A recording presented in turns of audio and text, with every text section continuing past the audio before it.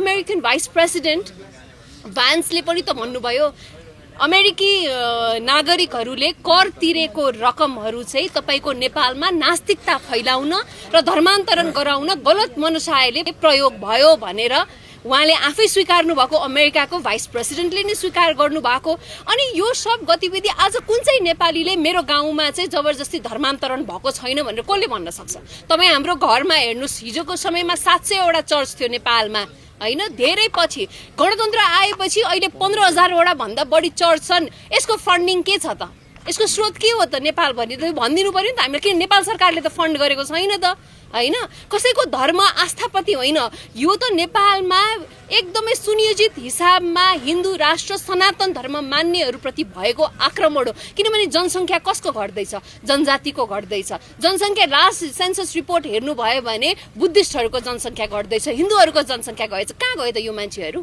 के कुराले धर्मान्तरण भइराखेको छ र कसको चाहिँ जनसङ्ख्याको गणनामा कसको चाहिँ जनसङ्ख्या बढिराखेको छ भन्ने कुरा हो। र हाम्रो विचार के हो भने कोही मान्छेले स्वेच्छाले धर्मान्तरण गर्छ, त्यो उसको इच्छाको कुरा हो। तर राज्यले कुनै पनि प्रलोभन देखाएर नदेखाएर धर्मान्तरण गराउन उक्साहट गर्नु चाहिँ गलत हो भन्ने कुरामा हामीले बोल्दा हामी चाहिँ मर्ने धम्की पाउन पर्ने, हामी बलात्कृत हुने धम्की पाउन पर्ने 90% शरणार्थी भएको देशमा मैले त अर्को कुरा बारम्बार उठाइराखेको छु, यो सरकारलाई पनि म उठाउन चाहन्छु।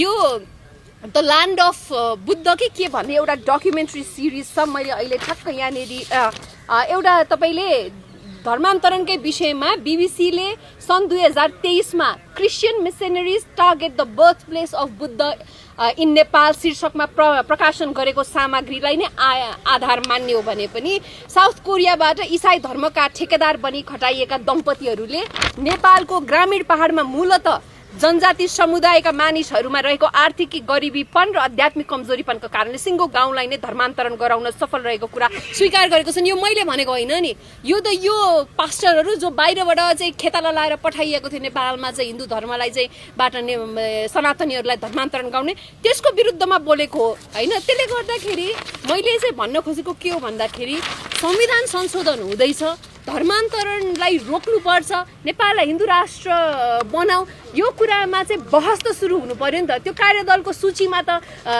धर्मनिरपेक्षता राख्नु पर्यो नि, किनभने हामी 90% सनातनीले पनि त यो देशको हिन्दू किराँत बौद्ध बहनहरूले हाम्रो पनि त विचार राख्छौँ भनेर मैले त्यो प्रसङ्गमा भनेको थिएँ। तर यहाँ चाहिँ के भयो भन्दाखेरि अब त्यसलाई उल्टो व्याख्या गरेर खुशबु ओलीले चाहिँ इसाई धर्मको विरुद्ध बोल्यो भन्ने किसिमको व्याख्या गरियो र मलाई चाहिँ सुनियोजित रूपमा अहिलेसम्म पनि आक्रमण भइराखेको छ। हेर्नुहोस्, इन्टरनेसनल रिलिजियस फ्रिडम समिटमा पनि तपाईँको वासिङटन डिसीमा जेडी भान्सले नै कोट गरेको छन् कि धर्म परिवर्तन भइराखेको छ नेपालमा भनेर।